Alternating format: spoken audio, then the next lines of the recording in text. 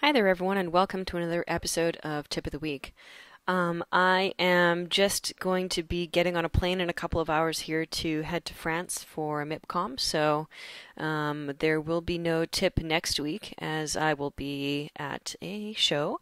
So I'm trying to keep these tips going as consistently as possible in between all the crazy travel hours I do, but hopefully you guys still find this useful, so I'll continue to do it if you guys are watching it. And I know that I have had some feedback on the tip that I did last week, which I'll address in the beginning of the tip this week. So this week we are going to be continuing along in the cutout series. This should be the last one. If there are still outstanding questions and things that you guys want to see after I finish this video, then I will address that in a follow-up video. So this week what we're going to be going over is some animation tips on how to animate with cutout characters. So up until now what we've done is we have created a character rig that we put together, and some of the feedback that I had when I was creating the previous videos here is that I chose a bit of a more complicated cutout character, and it might be more useful if I started with something simple. So a couple of things I just want to point you guys towards as resources, that there have been a number of tips that I've done before now to go over specific aspects because this video was kind of, or the goal of this series was to kind of bring everything together in more of a kickstart way. So just going over things in a quick and kind of basic way. So there are other tips that I've done before to go in more detail about certain aspects, such as the hierarchy. I've done tips on pivot points. I have done tips on deform basics, swapping out deforms so that you can create pinned feet on the ground when you're animating. So definitely go ahead and check out the other tips. As you may have noticed, there's for sure there's over 50 videos in there now. So you know, there definitely are some other resources in terms of those videos. There's also the video series that's on the website, which goes way more step by step, and it covers absolutely everything. What I really wanted to accomplish with this tip series was to kind of take a real world example of a production rig and do it, and kind of do it, you know, in a quick overview kind of a way. And I feel as though I did accomplish that. I wanted to give some challenges by having some complicated clothing and using some effects in there like we did last week. But if you don't have those kinds of challenges, you can just kind of stop at the end of the second video at the rigging the hierarchy video and just do it very simply like that. So you know, I think this is more of a kind of a worst case scenario. If you do want to see an easier character, then I'm going to be doing a tip next. The next series that I plan on doing will be how to rig a game character. And the game character rig is a much more simple rig. So that is definitely going to be a good one to go to when you want to just start with the basics of creating a really simple rig. So that will be the next one that I'll do. So keeping all that in mind, though, one of the things that was mentioned was that I went over deform very quickly. So just so that you guys know, there is also a tip called Deform Basics, and I do think that you should watch this one. But just to go over it really quickly here, basically the way that deform works is that you have an image, and this is just a regular drawing layer. And on the drawing layer, then you can use your deform tool to create a deform rig. And so you have a tool that's called the rigging tool. And when you switch to the rigging tool, you'll notice that your cursor changes to this kind of a crosshair. And if you go in setup mode, what setup mode does is it kind of takes you back to the default position. In other words, if there's any transformations on the rig, it'll pop the rig back to the original position that the rig was in. Because I'm just creating the rig for the first time, it's already in the default position, but I normally like to go in setup mode anyway, just as you know, a safeguard to make sure that I'm always, when I'm using the rigging tool, that I'm always in setup mode. And then there's two different types of deform rig that you can create. You can create a bone style rig, which is simply by doing a click. So if I do click, click, click, this creates a bone style rig. After you create your rig, you can use the transform tool to modify the rig whilst you're in setup mode. When you leave setup mode, you're going to start animating. While you're in setup mode, you're setting up the rig. So in setup mode, I can come in here and I can make changes. As a general rule of thumb, it's a good idea to have the articulation in the center of the bone to be about the same size of the artwork, because when you're using a bone rig, what it does is it slices up the drawing around that articulation. And so if your articulation is super small, then it's only slicing up this very small area, and you can sometimes get some artifacts. So it's a good idea to make it a little bit bigger. And then once I have finished my rig, then I can copy the resting position to current. I'll show you what happens if I don't do that. It pops the circle or the articulation back to its default size from when I created the rig. I made adjustments in setup mode to make that larger. And so if I want to copy the adjustments I made in setup mode back out to the main timeline, then I can select my deform group here, and then I can select the option copy resting position to current. I can leave setup mode, and now you can see they match. So now I can go ahead and just start animating with this. And for things like the overlap, usually the way that I like to handle that is super simple.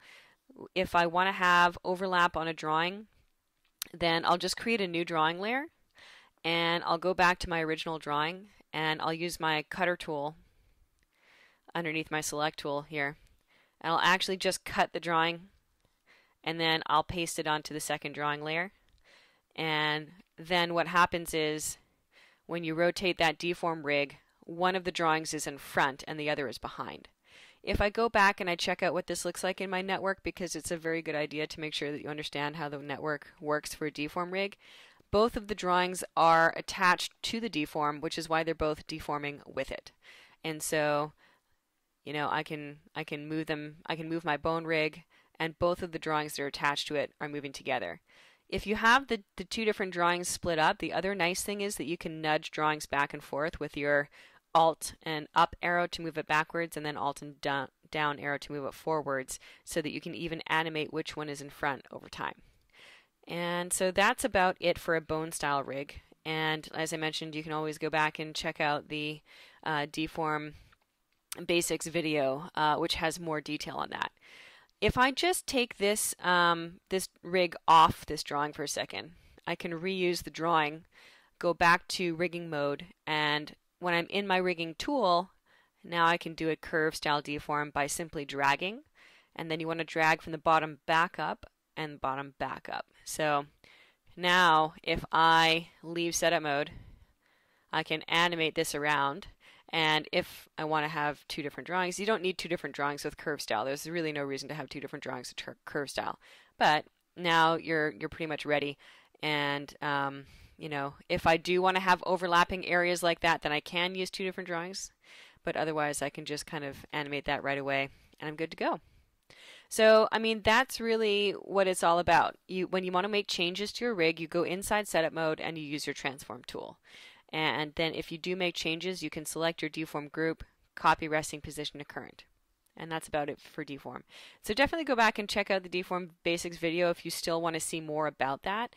And you know, if you want sort of an advanced deform tutorial, I can do a separate one from that. But it really doesn't get a whole lot more complicated than that, especially with a cutout character, because if you keep all of the layers separated out, then it's very easy to, you don't have to go in and adjust regions of influence. You know, if you wanted to do something different where you have a single drawing, like maybe a Photoshop drawing that you've imported in, and you need to assign regions of influence for your bones and things like that, then that's really more of an advanced thing. But it's very uncommon to have to do that. From all the rigs that I've seen people using in productions, 90% of the time they're getting away with just doing the default sort of infinite region of influence. So that's why I don't usually go over that. But I can always do an advanced deform video later on if you guys are interested in that.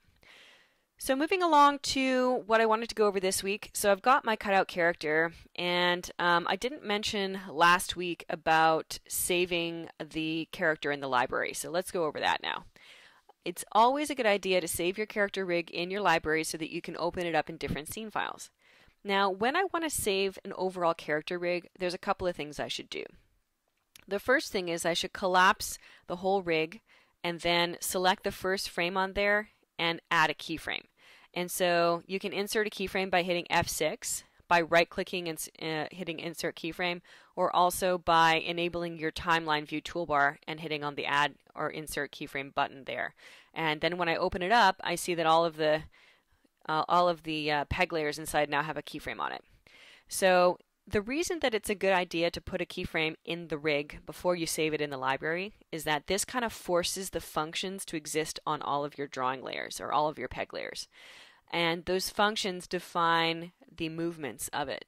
And so by forcing those functions to exist, you know that whenever you bring your character rig into a scene file, it has all of the peg layers set up already so that if you start adding keyframes that it's going to interpolate properly and you're going to be able to do some great ease. So it's always a good idea to force that first.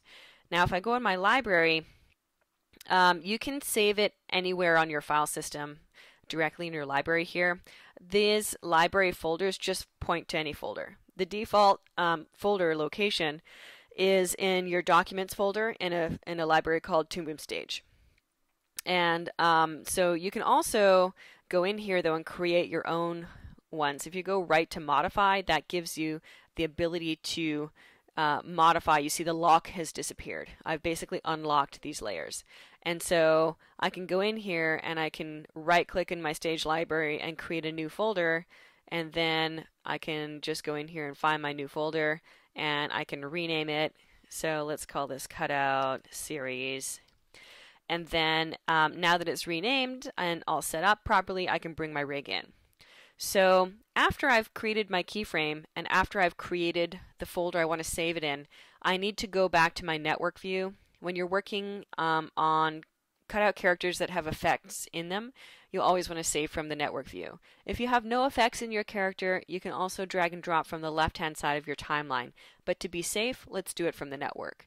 So in the network, I can select my character group, and I can do a Control-C for copy. Then I can go into my library, and I can do Control-V for paste. And then it will pop this window that asks me to rename it something useful. So I'll call it Character 3/4 so that I know which view it is. And so now this is saved in my library here. It means that I can create a new scene file. And let's just do this as an example. So Cutout Series Anim. So if I create a new scene file, and I'm working in offline mode here, by the way, but you can follow this general sort of principle as well when you're working in the network view or in the database version if you're doing things in a studio. So I had saved something called Cutout Series here. So now I have my 3/4 template, and if I want to bring it into the scene, I simply drag and drop it from the library into the camera view, and poof, it's added it in.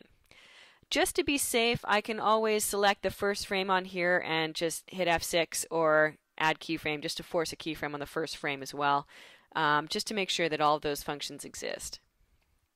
So now I've got my character in the scene. If I want to start animating, the first thing to do is to go to the end of my scene and extend the exposure.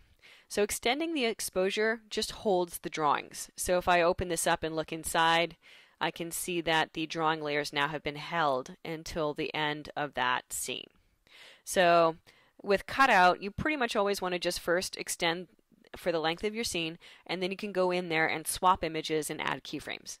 So if I want to start animating this, the majority of the time what I do is I don't even look really at the details of my character rig in the timeline. All I do is work from the top level.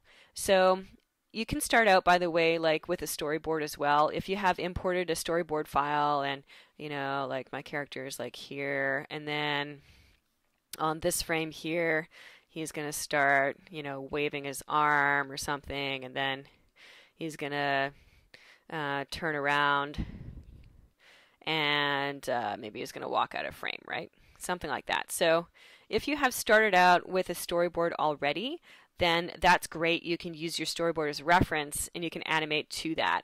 You can also do a rough animation layer in here to get yourself ready and prepared for what you're doing that scene, which I do find a very good idea. But it's up to you really how you want to work. So now when I'm animating my cutout character, everything I'm going to be doing, I'm going to be working with my transform tool. And so the way that the transform tool works is when you click on a layer, it's going to highlight that layer. And there's a shortcut here that's extremely useful, which is B. So B goes up to the parent element. So if I hit B several times, it's going to go up to that parent element so I can move that around. And it looks like I have some of the layers out of order, but you know, I could always fix that in my character rig. And then, and that's a good idea. This is part of the reason why we like to test the animation first before finishing off our rig, because if you don't test your animation properly, you might realize that things are out of place or they don't work. So this is the correct time to start testing your rig, and then you can make adjustments. So what I normally do is I just select the layers here. I hit B to go up to the parent until I get to the one that I want to move. So I get eventually up to the very top, which is my cutout character rig's master peg. And then from here now, I can just hold down Shift and make him bigger, and so that he matches the size of my storyboard. And you can also animate the position of the camera as well. Since I'm dealing with vector artwork, I don't have to worry about the quality of the lines, you know, when I zoom in on this character, which is super nice. So normally what I'll do is I'll just go in first and match the key positions from the storyboard. So I'll select a few of these layers. I'll hit B a few times to go out to the parent peg element. I might need to go in here and sort of adjust some of these layers. I need an additional layer in the back maybe if I don't have enough overlap. So this is where you can start to figure those things out. So he's going to tilt his head back and maybe tilt it forward a little bit. And, you know, maybe I should put the pivot point for his head in his closer to where his neck is. So I can go to my rotate tool and then move it like down there. And that's probably going to make more sense in general when I'm animating. And I might have a speck of dust somewhere down there, which is making my bounding box a little bit bigger, but I'm not going to worry about that right now. And then I can hit B to go up a few times in the parent peg and animate this arm up in the air. And maybe I might have to move it a little bit as the shoulder is rising up. And maybe his torso is going to sort of skew back a little bit. So I can kind of skew it like that a little touch. Or I can rotate it back a little touch. Or if I have a deform on that element, I can start to use the deform as well. So if I select a drawing layer that has a deform attached to it, in your deform toolbar, there is an option that says show selected deformers and hide all others. So basically it means just show the deform that's applicable for that element. Now I'm not seeing one pop up while I'm in here, so I can just go in my network, hit O to sort of zoom to that one and check out what I did. So it looks like in my character rig I did not do a deform on the body. So let's do that, and I'll show you why I like to do that. So when I'm going to add my rigging tool here, I usually start when I'm doing a torso deform, I start kind of down where the hips are, and I do a bone style, where I have a bone kind of in the middle, and then it goes up to the top like that, something like that. And I take my transform tool, and I'll make the articulation in the center quite large, and maybe move it up a little bit. You know, you can kind of play around with exactly where that articulation is. And then I can take my deform rig, copy resting position to current, just to send that back out to the main timeline like I did before. And then I'll add this kind of in the top there. And I'll attach this to any of the layers that are sort of that body layer there. So I've got the sweater, I've got the sweater detail, anything in that general body layer, the hoodie jacket here. I mean, maybe this entire group kind of needs it, but let's go with the hoodie jacket on the other side. Let's not go with those two. Okay, so now if I leave setup mode and I come in here and I play with this, see what that does? It allows me to bend my torso around, which is super, super fun.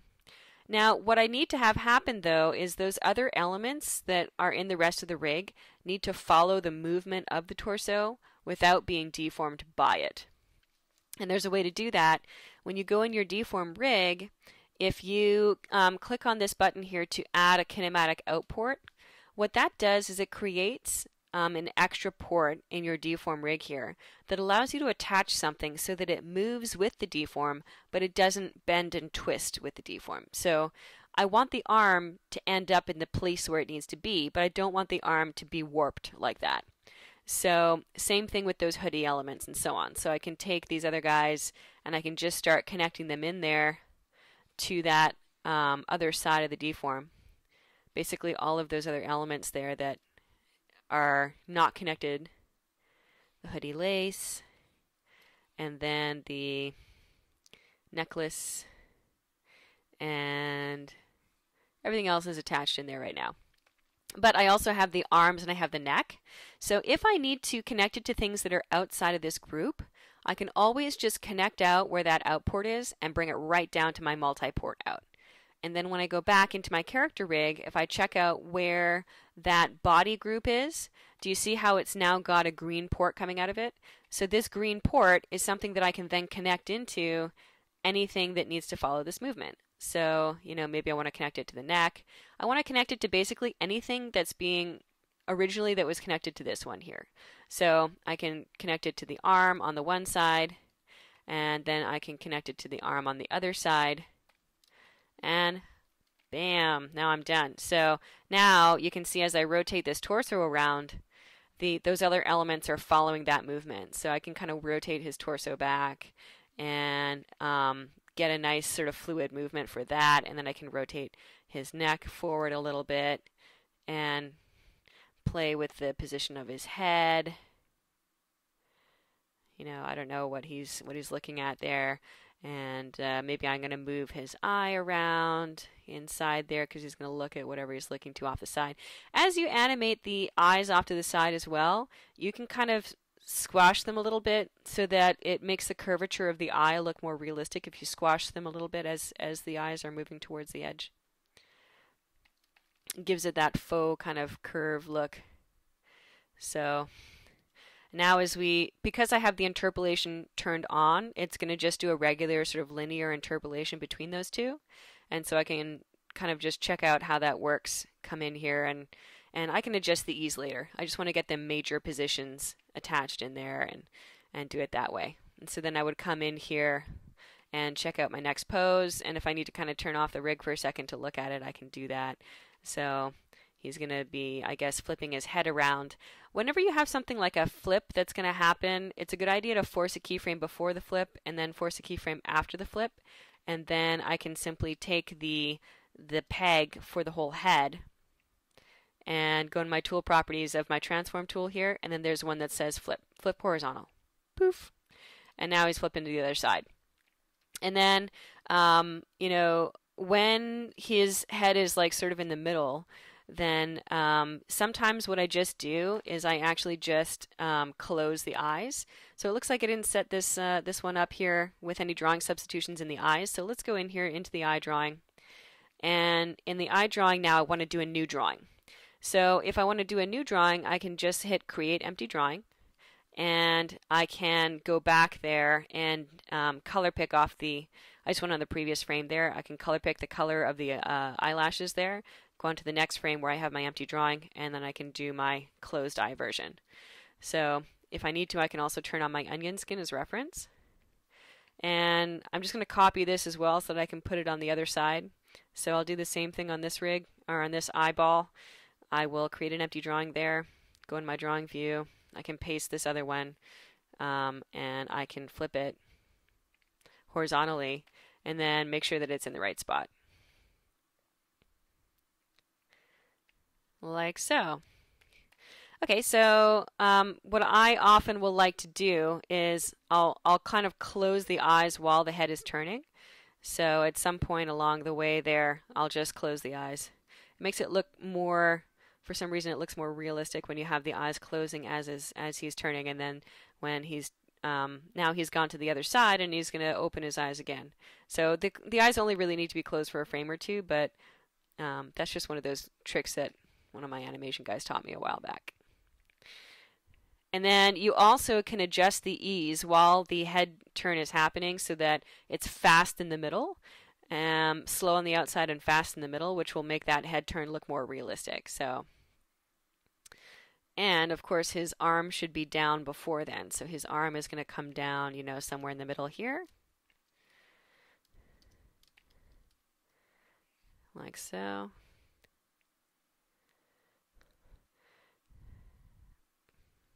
And I don't want to back up again on the other side, so I can bring it back down again over here.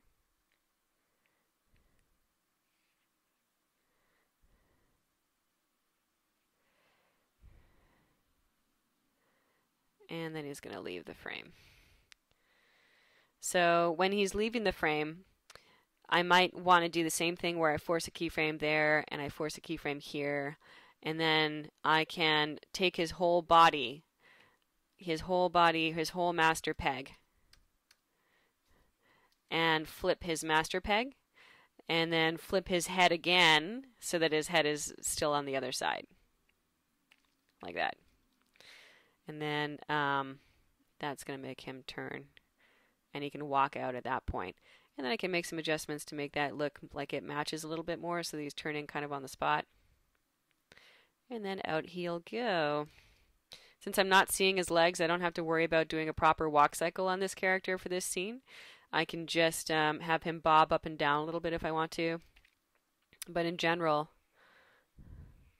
so I've got some of the key poses set up now. And then I can go in and kind of fine tune and adjust the rest of it. So let's just do a simple example of ease. Let's say that I've got this key position here and then I've got this key position here. I want to go in and adjust the ease. You can do it manually, or you can do it by using this option here called Set Ease for Multiple Parameters. If you want to do it manually, there's a separate tip that will go over that that's called Setting Manual Ease. And then if we want to do it automatically, then the most important thing is you set one key, you set the other key, and that you have the interpolation turned on. So set stop motion keyframe, if you do that, will not interpolate between the two. If you select a keyframe and then set it as a motion keyframe, then it will interpolate between the two. And then when it is interpolated, you can go in here, click on Set Ease for Multiple Parameters, and then this gives you this little window that you can kind of drag on. So if I want it to slow and then quick into the movement, then I'll drag it to the left like that. If I want it to be fast and then slow, then I'll drag it up. But if I want it slow and then fast, I'm going to drag it this way, hit apply, and then I can now check out, see how it's going to kind of snap up. Boop. So, you know, you can definitely play with the timing of things here so that it's going to match what you want it to be. Maybe I need to copy and paste this keyframe in the middle here if it's going to hold the arm, if he's going to hold his hand up for a second before bringing it back down again. Maybe he's going to wave his hand. Maybe I need to create some new drawings and swap them in. If you need to create new drawings and swap them in for your hand as you go along too, then you can also do this using your Create Empty Drawing. So as long as you have a drawing layer selected, if you hit Create Empty Drawing, it's just going to, you know, let you draw again at that point. But I always usually like to do that from the drawing view with my onion skin turned on. That way, when I'm creating my drawing, I can see the previous drawing as reference, and then you can always use the comma to go back a frame and the period to go forward a frame. So I can use the comma to go back a frame, and I can even select that artwork and bring it in here if I want to sort of start with that as a general sort of reference, and then I can come in here and maybe delete the portions of this hand that I don't want, and then I can just take my color dropper with the D for dropper, and I can come in here and, you know, do a, he's going to wave his fingers or something like that, so do a better drawing than this one, but this is just an example. And then when he's got that hand done, then I can do the same method that I did the last time when I'm creating the rig. So I can either just paint it in and then cut and paste, or I can create color art from line art and go down to the color art layer now, use my paint bucket and paint in with my skin. And maybe I'll turn on a close gap just in case I need it. And then that's it. So now I can go back here and just make sure that the lines aren't overlapping so much. So I can just use my cutter and kind of drag over those intersections to snip those guys off, and I can fix those and make the line work look better. But this is enough. This is good enough for my demonstration here. So that's it. So I can come in here and swap the drawings whenever I need to swap them, and I can create new drawings whenever I need to create new drawings.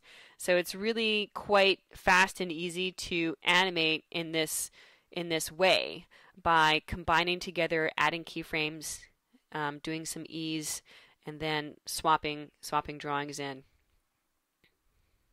So when I'm talking about doing a fast movement when you're doing something like a head turn, then you really would like to have some sort of maybe a couple of keyframes where the head is sort of skewed forward a little bit. I can skew the neck a little bit forward on that.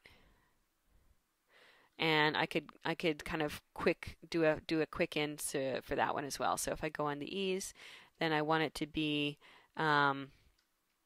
so this is the frame where I want it to be fast into that. So I'm going to kind of slow into that, hit apply, and then it's going to be like really kind of fast in the center there. So you can just kind of come in and play with those things. And then remember that whenever you're doing animation, you always want to still, whether it's cutout animation or whether it's frame by frame, you want to try and, whoops, I don't want to do that.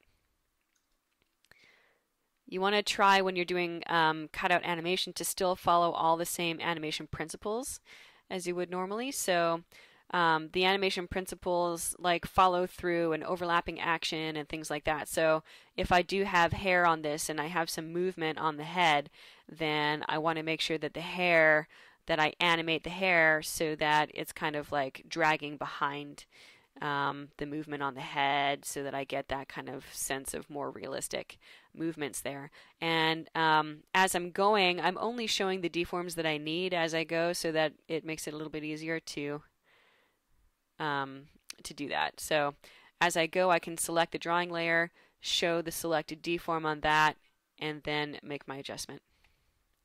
So actually, I guess I want to drag in the other way, dragging behind. And if it helps, then you can always also turn on your onion skin and check out, where it was before and where it's going after, so that you can make the adjustments that you need.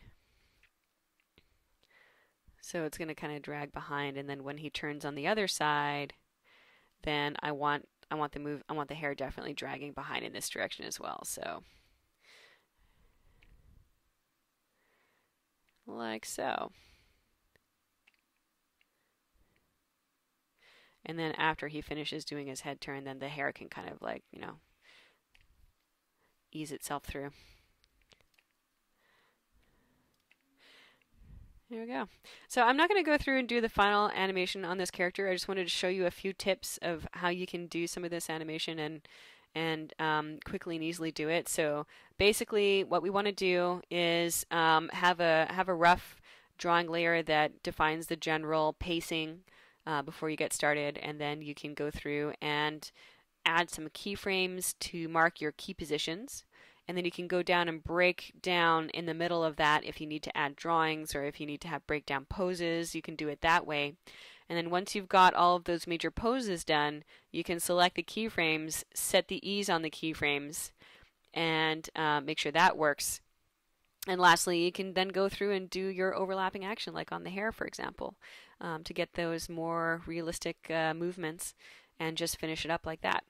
So hopefully that gave you a few of the basics of how to do cutout animation. Normally, I don't spend a lot of time looking at the character in the timeline because I use the B shortcut to go up to the parent element. Shift B will bring you back down a level to a child element.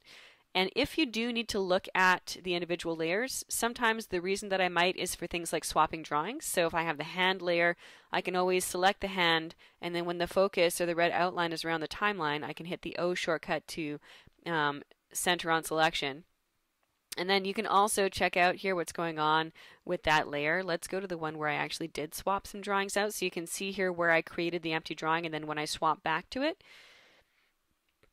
And to make it easy to find those layers that you do swap a lot, you can also color code the layers that you want to frequently work on. So usually the only ones that I do a lot of swapping on is hands and eyes and the mouth. So it's a good idea to color code those ones so that you can quickly look at them as you go in there. And if you need to tweak individual keyframes on individual drawing layers, you can always select a keyframe and drag and drop it to change that keyframe. Or you can go in there and drag and drop where the drawings are as well. So if I need to have a few extra frames, I can just drag and drop, where that drawing swap is happening. And one of the really nice things about the way Toon is laid out is that the drawings are dealt with separately from the keyframes. So you can see here I've got this movement on the arm where the arm is coming down. And then I've got the hand swap happening in there.